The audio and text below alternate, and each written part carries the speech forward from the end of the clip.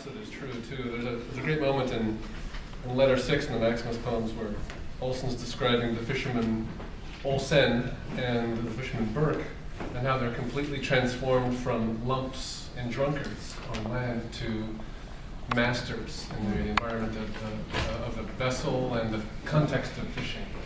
And I think that says a lot about what the place will do and can help you do, what it does for your body, how it helps your body perform in a specific way. So without really any further ado, we're going to start off with Ammiel and Kate. Okay. You're on.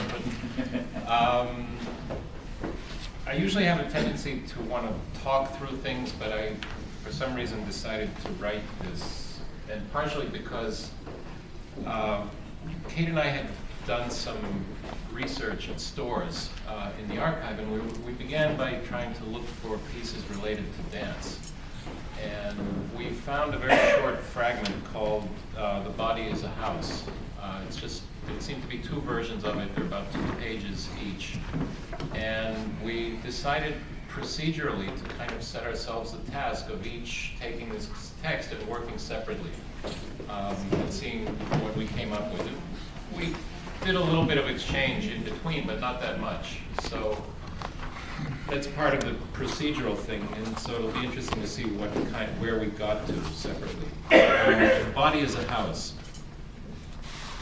This is the fragment of a text that we found in the archive at stores dated 1955. The paradoxical thing about an archive is that it is a place where revealing things can be hidden, a place that protects materials that expose the unknown. The idea of the body in the house appears earlier in Olson's essential statement from 1949, The Resistance, written in light of the most recent and technologically brutal ways to dismember and dispose of human bodies during the Second World War. When the body has been reduced to, quote, so much fat for soap, superphosphate for soil, unquote, Olson writes that a man is forced to arrive, quote, at his own physiology, and concludes that the body is the answer, the only site of resistance left, this house that moves, breathes, acts. But if the body is a house, where do we live? What can a place mean? We carry in our bodies memories whose physical traces have been destroyed in our constantly changing environment. I carry the presence of Olson's eyes gripping me across the table as he gives me some penny candy during a visit when I was a child, circa 1961-62. In Olson's childhood, when his father gave him the book of Matthew Brady's photographs at the age of 6, 1916, that so affected him, he would have soon realized that there were still Civil War veterans in town, here in Worcester. What became the Grand Army of the Republic Hall at 55 Pearl Street in 1912, a meeting place for Union veterans, was originally built in 1876 and lasted through the 1930s, serving veterans from the First World War. Surely this elegant building would have taken up some space in Olson's childhood imagery. This childhood with birth in 1910, where Olson physiologically was formed, as Robert Duncan points out, nursing, standing, walking, and talking before the First World War, was also a time in which the past had a future. I think this is a crucial insight of the difference of our time that we've been trying to pinpoint. The ancientness of the world, the pastness of the past, formed vivid markers for people growing up in the new 20th century. The musician Sun Ra, for example, followed the discoveries of King Tut's tomb avidly as a child growing up in the 1920s in Birmingham, Alabama, just as a young Charles Olson followed the discoveries of ancient America through the excavations establishing the existence of Folsom men dating back to at least 10,000 BC. Olson would write that the archaeological discoveries of the past centuries have supplied directly from the ground substantive and narrative physicality to previously discursive language and thought. It's a very crucial idea, the idea that archaeology is a link to changing the discursive into the physical. In Fish Lab, Kate Morgan writes of her experience as an archaeologist working in downtown Manhattan in 1980. And this is a quote. "We wash and we wash and we wash, keeping our house of history. We, the scurrying maids of lore, gabbing and splashing and scrubbing each and every one of these literally tons of oyster shells and bricks, enjoying perfect moments when, how unexpectedly, a wampum bead floats to the surface of the muddy basin water. wondering if it was ever meant to make it to here, rolling silently in the cracked palm of your hand. Or is it a travesty, this digging, this cleansing of the oldest people here? Dare we trespass all the corrosion, the formlessness? Or sometimes just simply overwhelmed by the sheer number of things? Or is it the pieces that are the transgressors? They march in to be numbered, counted. They come to become you, until as much of the rust and shit that you brush off becomes as much of the inertness that grows inside. Inside here, inside now, inside me. I. Nipsan anomemata monan opsin. Wash not only my transgressions, but also my face. Clean me. Tell me a story to get through all this history. So the poet answers, historian. In other words, tell yourself. That's what was said in the beginning. Our house of history. What is the body's artifact? Is it only made known through disruption or pain, a tumor, a growth, a bruise, a cut, or through agility, alertness, intuition? Kate tells me it's the immune system, that place in ourselves under more and more duress. Do we have fewer memories when we are younger, or do they take up more space in us then because we don't have as many?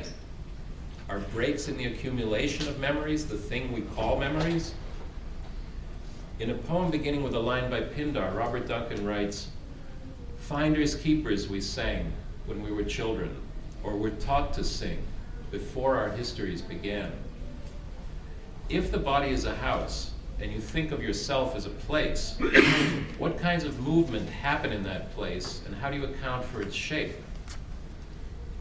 And in fact, I mean, maybe if we have a chance in the discussion, I want to get into this a little bit. I've done a lot of thinking through the work of Frantz Fanon. And Fanon was very influenced by Merleau-Ponty and his ideas of proprioception, which were very instrumental in his thinking about seeing himself in the gaze of others as a black person. And there's some very fascinating things in thinking about the end of Maximus, where Olson insists on marking my color myself, making that known, also has something to do with, I think, about how one is seen. And there's some, very useful thought in Fanon about that. But Olson, again, when I go back to this, how do you account for its shape?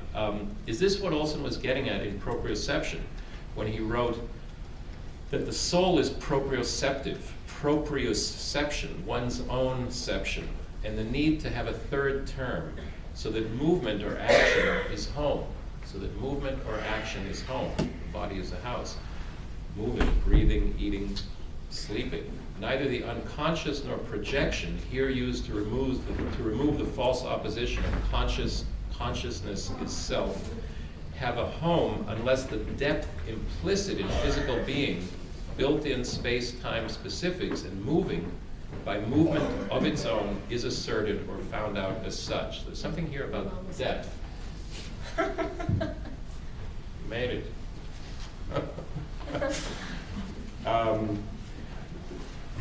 So, does history begin with song or image, with sensation or vision? Our history. Keep again our sense, our house of history, our history. I mean, what we can remember or sense.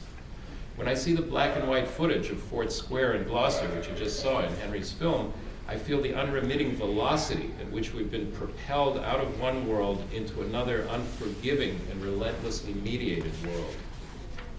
Maximus to Gloucester, letter 27, withheld. I come back to the geography of it. No bare incoming of novel abstract form. The imposing of all those antecedent predecessions, all that I no longer am, yet am. I have this sense that I am one with my skin, plus this, that forever the geography which leans in on me, I compel backwards to yield, to change. So there's always this relationship between the exterior, the skin, and the interiority of it, and what is outside the place.